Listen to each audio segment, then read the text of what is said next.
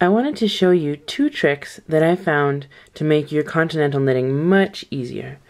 So I was teaching a friend to knit Continental last night, and 2 things that I pointed out he told me really helped him a lot, so I'm going to show them to you.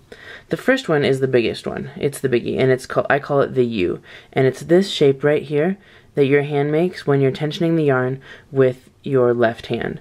So what he was wanting to do was do this. Like he was concentrating on holding the needle, and he was concentrating right here on the yarn and what this was doing, and his U was sort of collapsing. His finger was coming close always, and he couldn't really maintain the tension. He kept on wanting to bring his finger close because this framework was not strong. And I kind of like to think of it like a dancer. You know how a dancer has to have a nice strong frame so that she can spin around, or he can spin his partner around?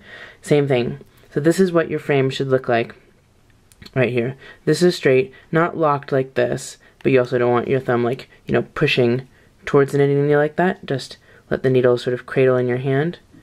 Have this come right here, rest the pad of your thumb on that first stitch, and there's the U, just like that. So you can move this finger, you want a slight curve like that, and you can still maintain tension in here, stopping the yarn from flowing when you need to. So that's it right there. Just practice. If you feel your U sort of collapsing like that, just bring it back like this. I'll give you some more perspective. That's what that looks like right there. It doesn't need to be very stiff or anything because your hand might get sore, but that's what it looks like. Just like that. It's really strong right there. And the second thing that he said was really huge for him, helping him learn, was putting his thumb on this first stitch right here.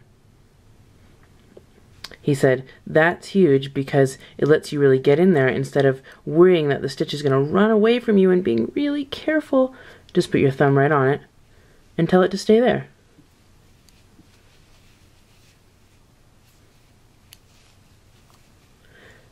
Like that. You don't have to have your thumb on it all the time. I usually use my middle finger to sort of advance the stitch, but when you're knitting into it, just keep a hold of it. That way you can really get in the stitch, make sure that there's plenty of room for this part, because you've made the stitch big enough because you're holding on to it. So just keep your U in mind and use that thumb, and your Continental knitting should be improving rapidly.